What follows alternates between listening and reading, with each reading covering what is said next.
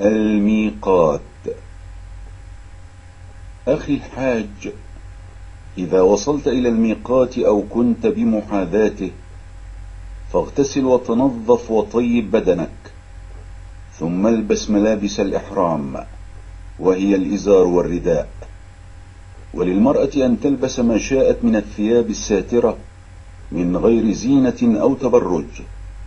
ويستحب أن يكون الإحرام عقب صلاة فريضة إن كان الوقت وقت فريضة، وإن لم يكن وقت فريضة فلك أن تصلي ركعتين ناويا بهما سنة الوضوء. ثم انوي الدخول في النسك الذي تريد، فإن أردت الإفراد فقل لبيك حجا، وإن أردت القران فقل لبيك عمرة وحجا، وإن أردت التمتع فقل لبيك عمرة، ثم اشرع في التلبية قائلا لبيك اللهم لبيك، لبيك لا شريك لك لبيك، إن الحمد والنعمة لك والملك لا شريك لك، وأكثر منها حتى تصل إلى مكة وتشرع في الطواف. وتذكر أنه بدخولك في النسك يحرم عليك فعل أشياء حتى تتحلل من إحرامك، وهذه الأشياء هي محظورات الإحرام. فلا تلبس المخيط، وهو ما كان مفصلا على الجسم أو بعضه، ولا تغطي رأسك بملاصق، ولا تأخذ شيئا من شعر الرأس أو البدن، ولا تتطيب، ولا تقلم أظافرك، ولا تقتل الصيد البري، ولا تعاون على قتله. كما يحرم على المحرم عقد النكاح وجماع أهله أو مباشرتهم بشهوة. ولا تنتقب المرأة المحرمة، ولا تلبس القفازين. وصول مكة. فإذا وصلت إلى المسجد الحرام فقدم رجلك اليمنى عند دخولك قائلا بسم الله والصلاة والسلام على رسول الله، اللهم اغفر لي ذنوبي وافتح لي أبواب رحمتك. وادخل بخشوع وخضوع وتعظيم لله عز وجل، مستحضرا بذلك نعمة الله عليك بتيسير الوصول إلى بيته. الطواف. ثم تقدم نحو الكعبة، وقبل شروعك في الطواف اقطع التلبية، ثم اجعل وسط الرداء تحت إبطك الأيمن وطرفيه على كتفك الأيسر، وهذا هو الاضطباع، وهو خاص بهذا الطواف. واتجه إلى الحجر الأسود لتبدأ طوافك منه، فإن تيسر لك تقبيله بدون إيذاء أو مزاحمة فافعل، وإلا فاستلمه بيدك. فإن لم يتيسر استلامه فأشر إليه من بعيد باليد اليمنى قائلا الله أكبر، واجعل البيت عن يسارك، واشتغل بذكر الله والدعاء والاستغفار. وأسرع المشي مع مقاربة الخطى في الثلاثة الأشواط الأولى، وهو ما يسمى بالرمل، وامشي في البقية مشيا عاديا. فإذا وصلت إلى الركن اليماني، وهو الركن الذي يسبق الحجر الأسود، فاستلمه بدون تقبيل إن تيسر ذلك، وإن لم يتيسر فلا تشر إليه من بعيد. ويستحب أن تقول بين الركن اليماني والحجر الأسود ربنا آتنا في الدنيا حسنة وفي الآخرة حسنة وقنا عذاب النار. وطف بالبيت 7 أشواط مبتدئا بالحجر الأسود ومنتهيا به، مكبرا كلما حاذيته، فاعلا في كل شوط ما تقدم.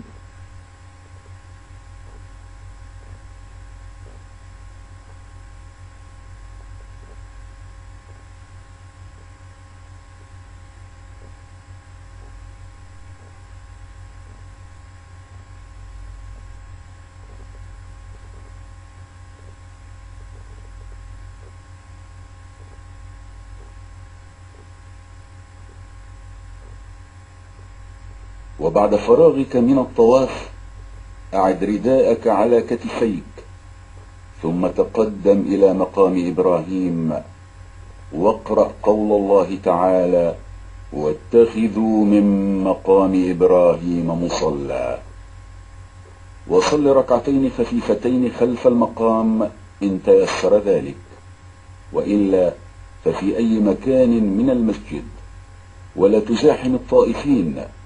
ويستحب أن تقرأ في الأولى بعد الفاتحة: قل يا أيها الكافرون، وفي الثانية: قل هو الله أحد.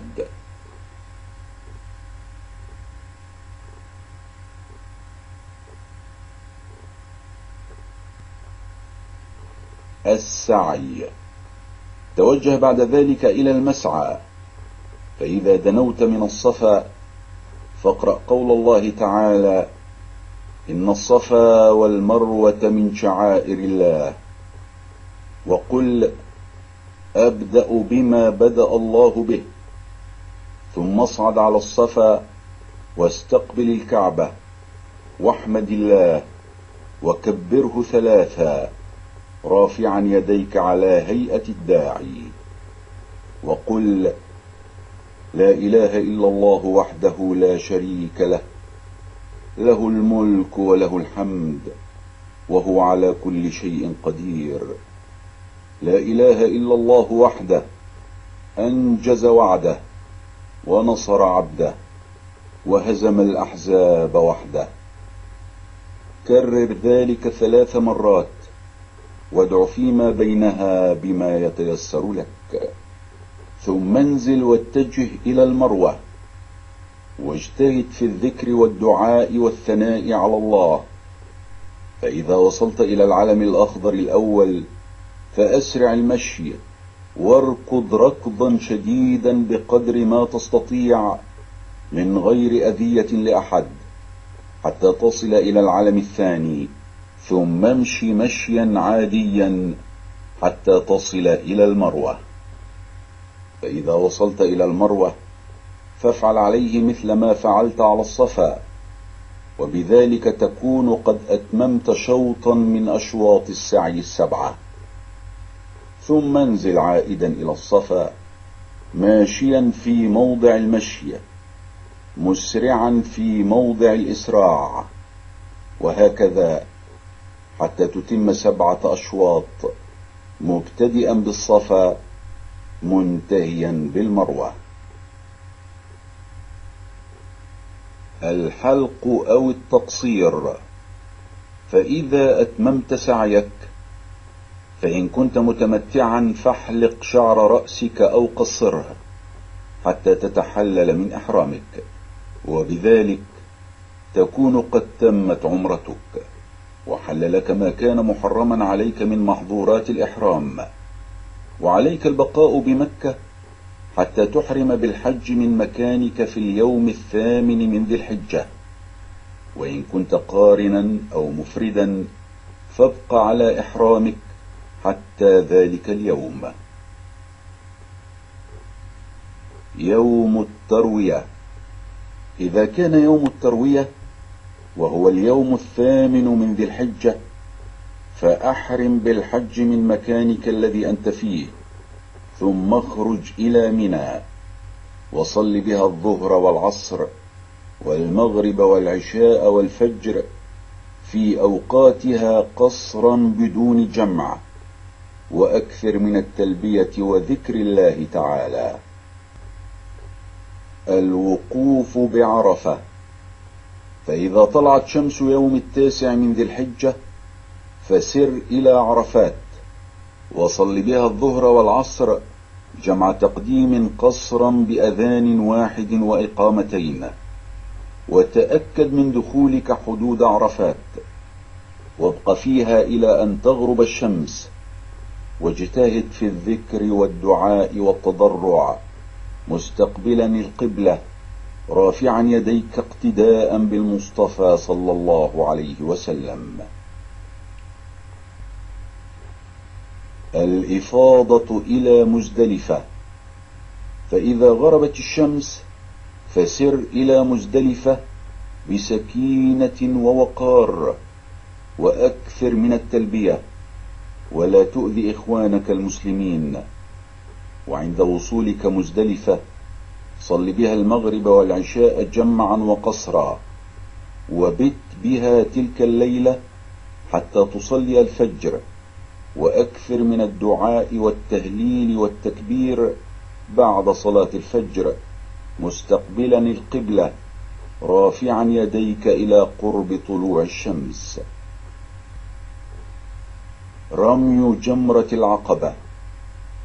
وقبل أن تطلع الشمس سر إلى منى رافعا صوتك بالتلبية، فإذا وصلت إلى جمرة العقبة الكبرى وهي القريبة من مكة فاقطع التلبية عندها، وارميها ب7 حصيات متعاقبات، رافعا يديك مع كل حصاة قائلا الله أكبر.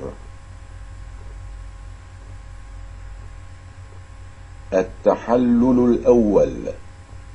وبعد الرمي اذبح هديك إن كان عليك هدي، ثم احلق شعر رأسك أو قصره، والحلق أفضل. والمرأة تقصر من كل ضفيرة قدر أنملة، وبذلك تكون قد تحللت التحلل الأول، وأبيح لك جميع محظورات الإحرام إلا النساء. طواف الإفاضة. ثم تنظف واغتسل وتطيب وانزل إلى مكة لتطوف طواف الإفاضة، واسع بعده سعي الحج إن كنت متمتعا، وكذلك إن كنت قارنا أو مفردا ولم تسع مع طواف القدوم. وأما إذا كنت قد سعيت مع طواف القدوم فلا تعد السعي مرة أخرى، وبهذا تكون قد تحللت التحلل الأكبر، ولك أن تؤخر طواف الإفاضة إلى ما بعد أيام منى حين تنزل إلى مكة. المبيت بمنى. وبعد طواف الإفاضة عد إلى منى وبت بها ليلة 11 و12 إن أردت التعجل، وإن تأخرت وغربت عليك شمس يوم 12 فيلزمك أن تبيت بها ليلة 13 أيضا. والمبيت في هذه الليالي واجب من واجبات الحج، لا يجوز تركه أو التهاون فيه من غير عذر. رمي الجمار. وعليك في كل يوم من هذه الأيام التي تبقى فيها بمنى أن ترمي الجمرات الثلاث، فتبدأ بالجمرة الصغرى وهي أبعدهن من مكة، ثم الوسطى، ثم جمرة العقبة. ترمي كل واحدة ب7 حصيات متعاقبات مكبرا مع كل حصاة، ويسن لك أن تقف للدعاء بعد الانتهاء من الجمرة الأولى والثانية مستقبلا القبلة رافعا يديك، ولا تقف بعد الثالثة.